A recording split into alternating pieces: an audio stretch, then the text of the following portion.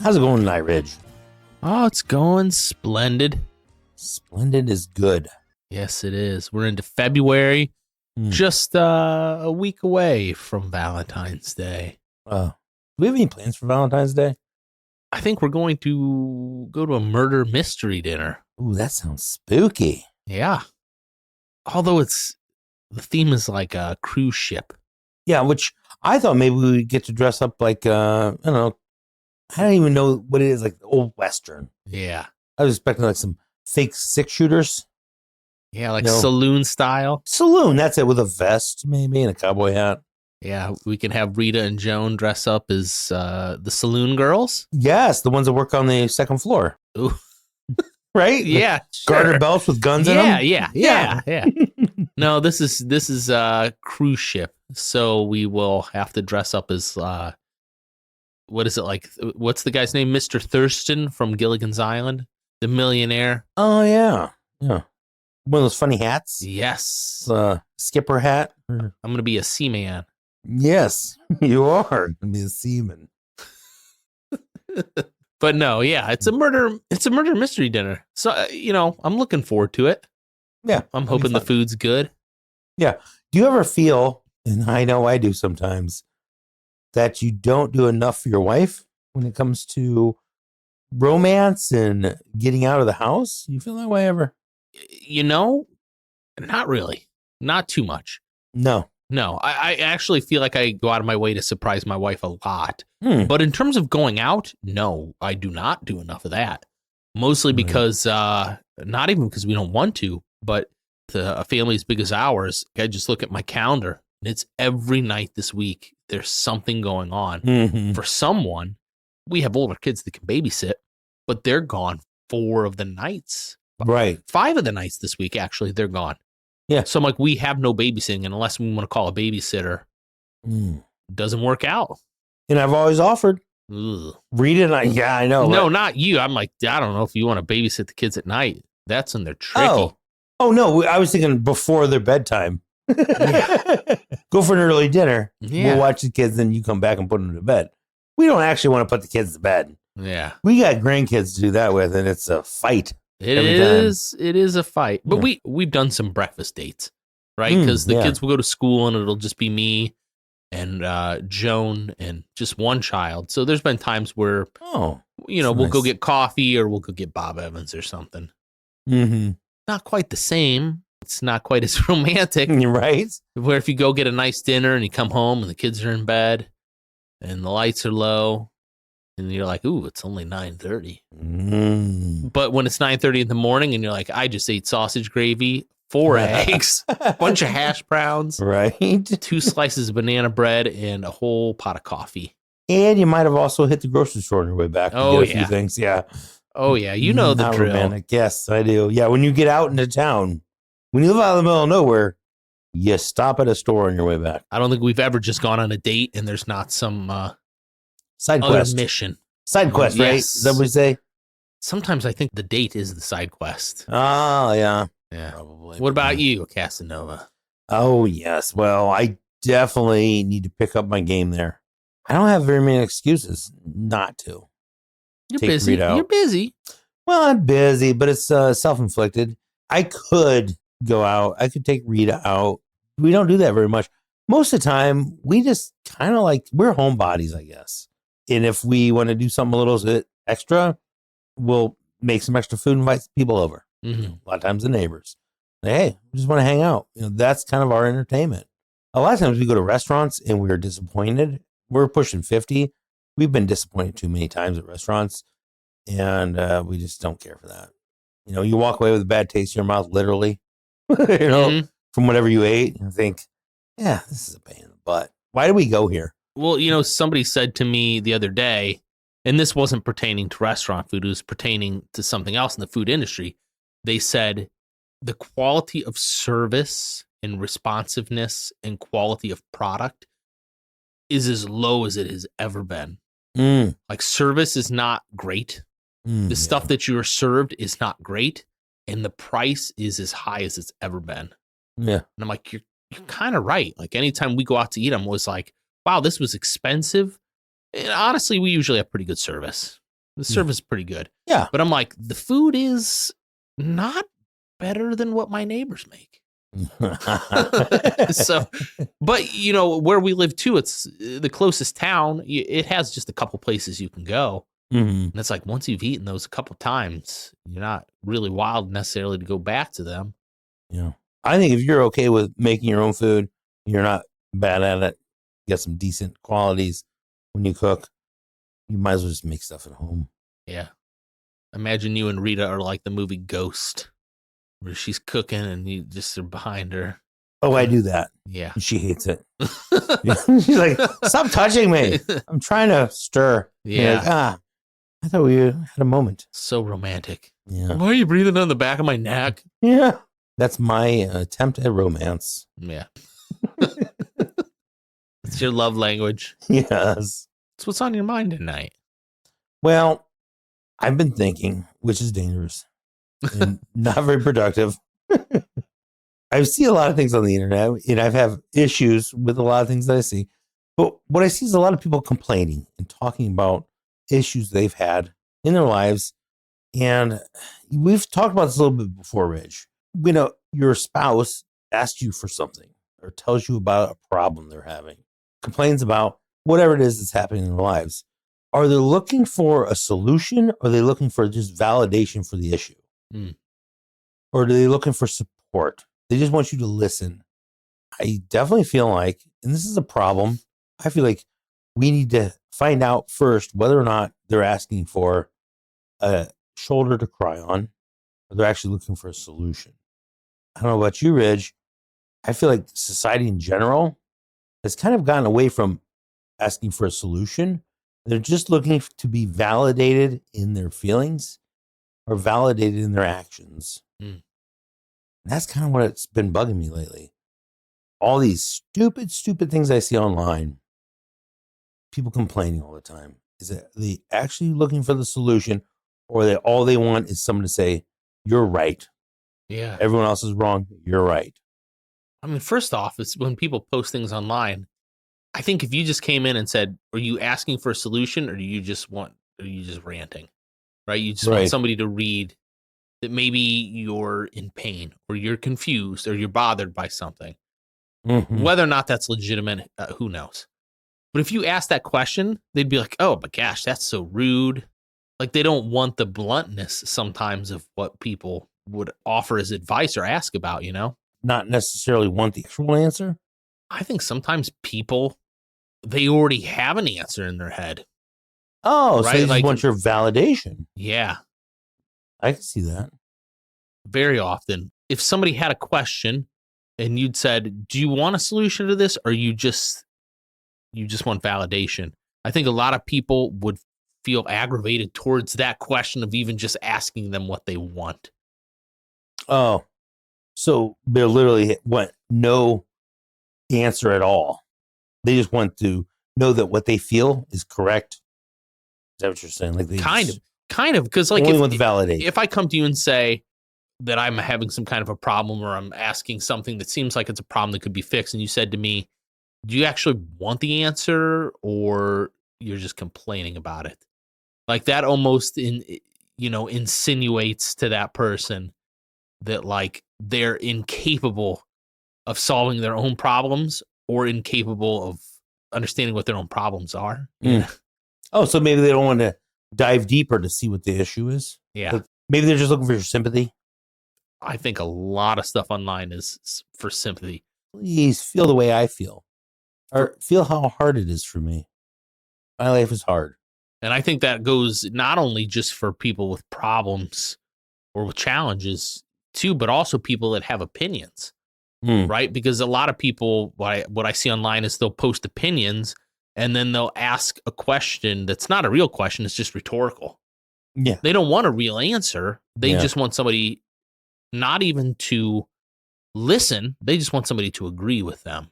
You know, so they don't want any answer at all. They want no discourse.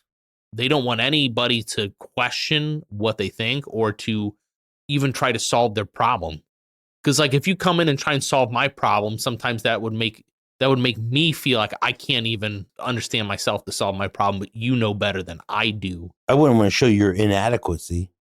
I right? have so many inadequacies. I'm not afraid to admit that, though, right? Yeah. But I could see that. Like, yeah, I see what you're saying. Especially in a public forum. Yeah. In front of everybody. In front of everybody. That you've never met before.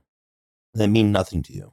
Shout out Shelby Uncensored Facebook page. Yeah. I mean, that is like a daily occurrence there. Yeah. And usually the reaction from people is like, what do you know? You don't know anything. You're stupid. It's ad hominem attacks of people. Yeah. Just attacking them. We have episodes about comment section. It's fantastic. Yeah. It's juicy. It does. People you see daily will say whatever they want online. But so what are they looking for? They're not looking for a solution. They're looking for some, not agreement. Like, what are they asking for? They're looking for, I guess, agreement, right? They're looking for agreement. Is it like permission to not change and to stay the same? It's tough to say, right? I mean, there are some people that I think genuinely are looking for solutions, but right, like those aren't the people that I think we're thinking of. No. And I sometimes wonder if those people, it's just their way of wanting to vent, and they just want people to hear, like maybe they feel angry or they feel upset or they feel sad about something, and they just want people to know how they feel. Older people maybe have confidants or friends or other relationships, whether it's familial or romantic, maybe a spouse or a girlfriend that they can say some of these things to, and that person really will listen and be a good ear. But I sometimes wonder if a lot of younger people just haven't developed the sympathetic social skills to do that stuff. Like they just don't care about other people. A little bit deeper, maybe, is that they've developed those relationships, but they're not with their spouse. Is that possible? They've developed those relationships with people who are on their online life, but when they get into a serious relationship, maybe they're not opening their lives up enough to the person they're in a actual romantic relationship with. Maybe they're not sharing with them as much. Is that possible? I mean, I could see a lot of people who share everything online, and I know people in my personal life, they share so much online. But when you get them in person, they're a blank slate almost. They have no personality. And then you realize, like, oh, no, they have a whole online persona that they live out every day. But when they see you, they don't really have anything to offer. But are you validating, right? Like, are you going to validate them? If they say those same things that they say online in your family group, are people going to be validating what they say? Maybe I should start literally giving a thumb up, The old in real thumbs life? Up. Yes. Real life. Bing. And like, I'm holding my thumb up right now, like, bing. Like, maybe we need to do that where maybe we'll get a chalkboard and they hang around their neck, and they could give a thumbs up and I could put a little mark on there. I'm like, oh, what you said is good. Yeah. And they keep track of it, At a family gathering, you get 10 thumbs up for what you said about the turkey dressing. Perfect. Yeah. That's a good validation. Yeah. There's no keeping score in real life. I sometimes wonder, well, I'm not that old, but I lived in a time that predated the internet as we know it today. And so often we would have thoughts and nobody cared because nobody knew. And if we had thoughts, we often had to sit on those thoughts in our own heads. And some of us would journal those thoughts.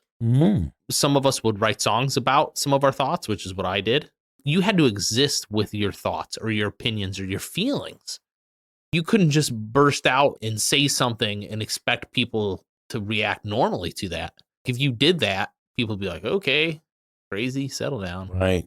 But now we have this medium, we have the space where people can, instead of thinking about how they feel and trying to understand how they feel, or if they have a problem, thinking about how to solve the problem, or what is the best route to navigate through any of this, their first reaction is to put it online. It's so easy to put online. Like you mentioned, in real life, when you were younger, if you would have thought something and you put it out there to the family or the group that you were standing in front of, there wasn't a time that you could stand back and see if it got traction. If it got traction, it was literally the conversation that repeated right after it. Like you couldn't put a thought out there and it get traction right away, or it was gone into the ether. It was never to be seen again or heard again.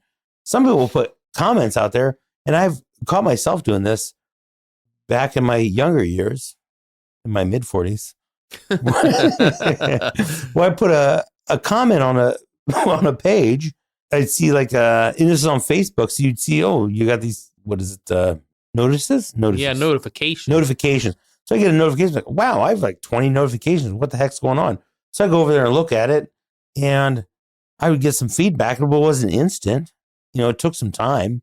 Mm-hmm. People were starting to see this thing that I had said, and they're like, oh, that's super funny. That's probably the funniest thing. This guy probably writes fantastic novels, has a great podcast. Like, oh, come on, everybody, settle down. But in real life, it's said, gone, and gone forever. But online, it is forever. Because I could go back and probably find some of the dumb things that I said that never got any real traction. I could go back and see some of the things that I said and go find them still. Mm-hmm. They never disappear, which is another issue. Is people put things online and don't realize that is forever. Yeah. However you feel at the time is out there until your children have grandchildren. Well, what's scary about that, even more so now, is even if you delete those things, and I know people say, oh, it's still in the cloud. Sure, it is. If you did post dumb pictures, you say dumb things, have dumb videos, and you delete it, it's still in the cloud. You're right. But now there's AI that's made a dossier on you. Oh, yeah. Right? So like it goes even further that it's not just that they possess these things, but it's also that they're trying to understand your psychology. But, I think it's not like everything was perfect when we were younger. It's not like everything in the 90s and the early 2000s was perfect. I felt like I constantly had to do soul searching, whether it was a small issue or it was something large or it was something about how to form a thought or a feeling about something. You really had to soul search. The process of having to sit and exist with something forced you to have to think about it so much. And the way that you thought was impacted by your local community and not by the whole world. Right. Or, in the case of a lot of these people, a perfect example of what you're talking about is on Reddit. I used to go to the subreddit a lot, AITA. Am I the asshole? Oh, I love that one. Yes. And there's so many people that will post something. They'd be like, am I the asshole? Usually they are. No, I don't know. So many people will say, not NTA, not the asshole, not the asshole. It's just nothing but that. And occasionally you'll see one person that's like, you literally have given us one small facet of this story, so small context. And that person will be like, this is not the forum for you to seek guidance on this. This is a much more serious matter than what people say here. And the thing is what do they want from it? Do they really want to know if they're not the asshole? Yeah. No, they just want to know that they're not. They're going for the validation, They're right? going for the validation. Yeah. They don't even want the problem to be solved, because I think for the problem to be solved, don't be asking on Reddit. Yeah. That's where you're going to get more problems. But these are people that maybe something happens, and it's not always the case. I'm sure there's people there that have truly valid questions and good intents, but it's reactionary. I mean, that's what social media is. That's what the internet is. You post something and you react to how people react to it. And if people react to it, sometimes in any form, negative, positive, answers, validation, you just feel good because somebody's paying attention to you. Right. So you might take that attention, whether or not it's negative or positive, as positive attention. Yeah. Because people are listening to your story. I mean, isn't that why sometimes I post stupid things on Facebook? Like funny things. Yeah. Funny things, right? It's because I find it hilarious, and I think other people would find it hilarious. And when people say that's hilarious, I'm like, I know, right? And it makes you feel good because you think I am funny. People understand me. I can relate to people. In a world where you feel like we're so connected and the world is so big and full, but yet you just feel like you are isolated at the same time. Yeah. I wonder if it's that, let's say our circle 30 years ago, before the internet was social media, 30 years ago was I don't know, 20 people, family, friends, people that we are surrounded by. If we get like 4 of those people, I should use a different number. Let's say I get 3 of those people of the 30 people, I'm at 10%. Mm-hmm. Is that right numbers? Yeah. Now I'm going out to an audience of 8 billion people. Is a lot bigger number that I need to get an assurance from to feel validated, maybe. Yeah. Maybe that's the underlying thing is not that I expect people to understand percentages. But I look at 3% of 8 billion people. That's a really big number. Yeah. I don't know. And I think there's a flip side to the coin too, where people, maybe they're not posting for validation or solutions, but you have people that are seeking to form their opinions based on other people's validations. Where maybe something will have happened politically or something will happen with whatever you're into, and you don't know how you're supposed to feel. And instead of you actually doing that soul searching, you just go online and you find what a lot of people agree with, and you say, well, all these people agree with it, it must be right. And you want to go with that because you want to be with the people that are right. And sometimes you look and it's the smart people that are saying these things. So these people are smart. Certainly they must be right, and everybody agrees with them. So I'm going to just fall in line with whatever they say, even if they don't offer a solution, even if they haven't properly analyzed or thought through whatever is being discussed. It's convenient to do that. Like that herd mentality. Yeah. Everybody's running the same way. You might as well keep running that way. Like, listen to the group that's around you. There might be a whole group of cows in the next pasture that aren't running anywhere. Yeah. Because they don't realize that it's fine where we are. Yeah. That makes any sense. Yeah, it does. And we really have not talked about politics much at all in the show. We're going to keep it that way. But I think especially in the political climate that we're in now, anybody who actually evaluates what's happening and thinks about it, and I think researches some of it, will see that anything that comes up politically, there's always multiple sides to the story. Not everything is just so black and white is what everybody wants to make it out to be. So much more complex. But if we can simplify it down to, is this right or this wrong? Well, this person says that it's right, so everybody agrees with that. Or this person says it's wrong. It's a gradient, I feel. There's a certain amount of right and a little bit of wrong. And you can't just say everything's black and white. A lot of people want to live in the gray area or talk about the gray area, but then they don't live in the gray area. Something bad happens, something terrible happens, and say someone loses a life. Yeah, it could have not happened, but also there's a gray area there where, I don't know. I don't want to get too political about it. Yeah. It's not 100% either way. Yeah. And it's impossible to talk about without talking about politics in February of 2026. Yeah. Yeah. Just impossible. But I think all the way from big things like that to politics, all the way down to individual people, everybody wants a solution, but the solutions sometimes takes work. It takes acknowledging maybe hard truths. Yeah. Sometimes it takes money, sometimes it takes actual effort, but simultaneously people might also just want to be seen or heard. Yeah. And that's something that is being given away so cheaply and so freely without any strings attached. Yeah. Like if you have a problem, I could say, okay, you need to go lose 30 pounds. That's a lot of work. That's hard.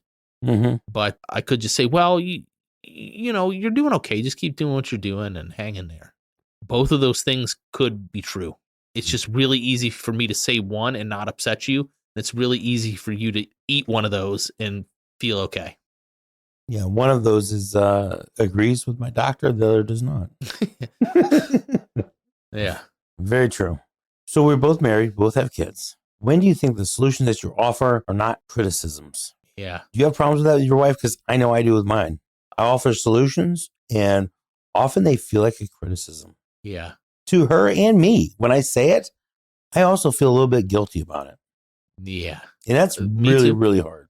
Me too. And I think with all the marriage prep stuff that Joan and I have done, one big thing that I've taken away from it in teaching other people that are engaged to be married is that you really do have to consider the family of origin of the person that you're going to be offering advice or criticism to, and also the context and also their current state of mind. A perfect example of this is my wife was cooking sausage gravy the other day. My favorite dish. Yeah. And I've actually followed the way that you cook it, different than what I've followed in the past with sausage gravy, which normally I just cook the sausage, not even really brown it. I'll toss some flour in on top of the meat and put some milk in. And it's not bad, but if you really want to get the flavor, you got to like almost just cook that sausage till it starts getting crispy. Renders the fat out, mix a little flour in with that, let it cook a little bit. I'm just sitting back and listening to my protege. Yeah. Teach me, master. But, my wife was cooking that, and, I had made a comment about needing to cook the meat more to get it crispy. And I'd said, oh, you need to add some of this. And I said, you need to add some salt. In hindsight now, I was trying to offer advice. Like I was not criticizing her. I'm going to eat whatever she makes. But she was kind of not overwhelmed, but it was just a very busy time where she's trying to cook something.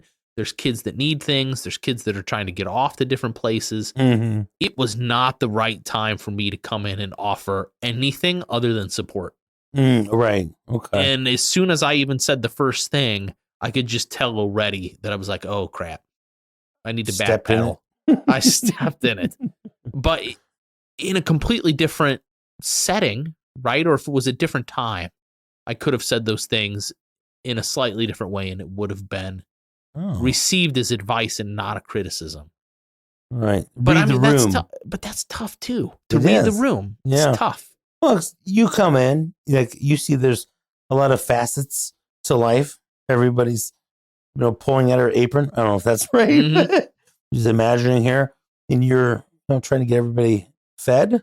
I don't know that either. I come in a little bit hot sometimes. Yeah. And I realize, I got to back off Rita. Not receptive. Maybe she's been in there for an hour working on whatever she's working on. That's something else I got to look into. Maybe I came in a little too hot and stepped on her toes a little bit. Yeah. And those toes didn't need stepped on because she's so busy. And in my case, Joan was not asking for solutions. Yeah. She didn't want the solution. Did she ask for the validation? No. But she would take the validation. Not the solution. Not the solution. Right? So it's like one of those things where it's like, I think people always want validation. Like, I think life can be so challenging or confusing or uncertain. If anybody validates you, even if they're validating you in a negative way, people are like, yeah, keep drinking, keep doing drugs. Like, sometimes people are like, I crave that validation. Yeah. And people always are willing to accept validation. Solutions or criticisms or questions even. Because if you're even saying to somebody, do you want a solution or do you want me to validate you? Just the act of questioning them might make them feel as if you're invalidating what they're doing or who they are. Most of the time, I feel like a question is the exact same as a criticism. Wow. But are you cooking that properly? You gonna put any salt in that, or Yeah. I'm just asking. It's just flipping it around. You like to cook like crap? Is that what you were trying to do? Hey, are you interested in making food that's inedible? Yeah. Well, I think I made it. Question. I think I made it worse when she was cooking the sausage gravy, and she had said something back to me like, "I'm following the recipe; it's going to be good." And I said, "Well, I know. I just want the kids to eat it." And here's the thing: they did. They ate the snot out of it. Right? Yeah. I mean, it was a huge thing of sausage gravy, and it was gone. They ate it all. Well, there you go. Proof is in the pudding. Yes. But so sometimes even when you come at it from a good angle and you're asking a question and also trying to validate them, if the environment is not right, if the ears aren't listening, maybe the way that you're delivering the message, it's not going to hit right. But I think that's also why with the internet, you can't read body language. No. You can't know where their mind's at. Yeah. And every single other person that comments on something, you don't know where they're at. You don't know what they're saying. And that's why we see a bunch of old people come in on Facebook and say things and people get all offended. And it's like, listen, there's a 40-year difference between the person listening and the person talking. Are you even considering that? You're from Los Angeles. This person's from Texas. This other person's from Tennessee. Like, do you even try to understand that? No. At that point, the brain's already shut off. As soon as I said to my wife, are you going to add salt to that? It was over. Yeah, that was the end. At that point, I could offer validation. It didn't matter. Yeah. I do that a lot. I feel the same way. And a great example of somebody saying something that I think hit right is the other day. I've been really trying to get off all technology as much as I can. Social media, cell phone, all that stuff. I've done pretty good. But one thing that's happened in the process is I've picked up a lot of reading. So much reading. So much reading. I've read almost 5 books this year. Books? Yes, 5 books. I just think like road signs and thousands stuff. of pages. Thousands of pages of books. And she said, I know you're doing a lot of reading and that's good. And it is better than doom scrolling. But she's like, there are still certain times, even if you're reading, it's still, if we want you to be here with the family, you need to be here. Even if you're in the same room reading. You're still separated. Still separated. Mm-hmm. She knows to say something to me in the morning and not at night because I'm going to listen so much better. Mm-hmm. And she came at it a very nice way. And I was like, you know what? It stings. But I'm like, you are right. Yeah. She knew exactly how to come at it with me. But I think if she would have came at it at nighttime after a long day, it would have hit entirely different. Yeah. But I think we are characterized as being very bad at reading body language and reading the room. Yeah. It's a stereotype, but dang, it really seems true. Yeah. And I just had a conversation with Rita tonight about how when she says things, sometimes I imagine Einstein with like the theories of, relativity. That was him. I know it wasn't the apple, but, all these things floating around his head, these phantom objects floating around his head. And that's Rita when she's thinking about, whatever it is upsetting her. And then I know it's stereotypical. Then you look at me, I got like a monkey with tambourines banging him. Like, I have a hard time understanding complex situations in life. So most of the time, if I do something that upsets you, you just need to tell me directly what it is. In monkey talk. Tambourine talk. Monkey language, yeah. Yes. That's a far cry from reading too much. But sometimes you just got to tell us as guys, we just need to really hear it, what it is that's upsetting you or we did wrong. And we probably didn't mean it. Most of the time, it's us trying to give a solution, which I think genetically we're programmed to give solutions for problems. We aren't out there to validate all the time until we realize that this is a time where I just need to say, yes, dear, I love you. You did the right thing. Mm-hmm. The validation, we are there to validate, but we're also there to help. Yeah. Because we love our wives more than anything, and we are there to help them. Yeah. All the time. Absolutely.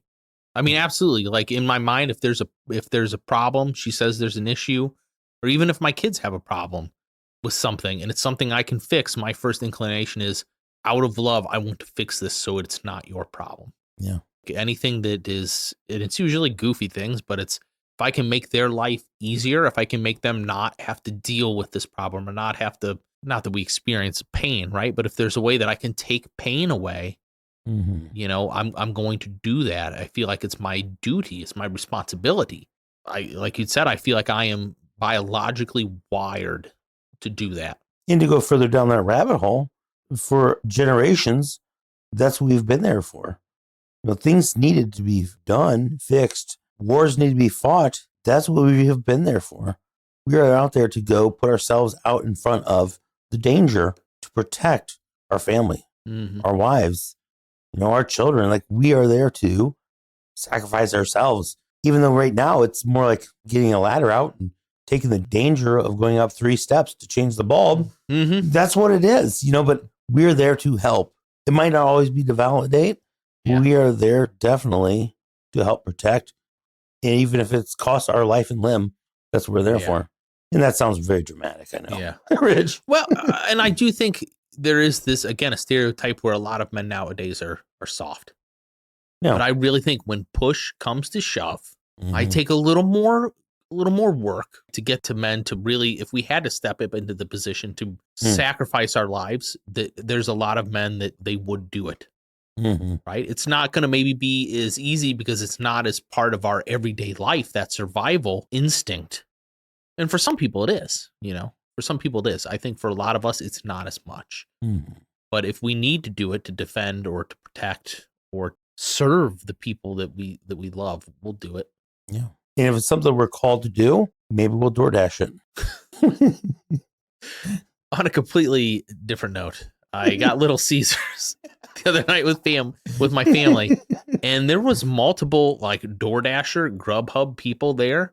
Really? Picking up Little Caesars. Little Caesars is a $7 pizza. I know. I'm like, if you are too lazy to come get a $7 pizza from the pizza portal, well, you're paying more money for the delivery and the tip than the pizza. Yeah. We had somebody in our family pay $60 to bring guacamole, queso, and chips to our house one time. And it was not a agreement between the couple because the husband was pissed. Was it good guacamole? It was just from a local Mexican restaurant. It was just guacamole. Yeah, I was like, that's ridiculous. $6 worth of chips, queso, and guac. Yeah, $60. Yeah. That caused a fight that night. As it should. Yeah, rightfully so. But so think about it, everyone. What would you do? Would you validate or would you find a solution? Maybe there's a place for both. I'm terrible at both of them. Mm-hmm. Yeah. Thank you, Rich, for all your insight. Yeah. Thanks for listening. Peace out. Take care.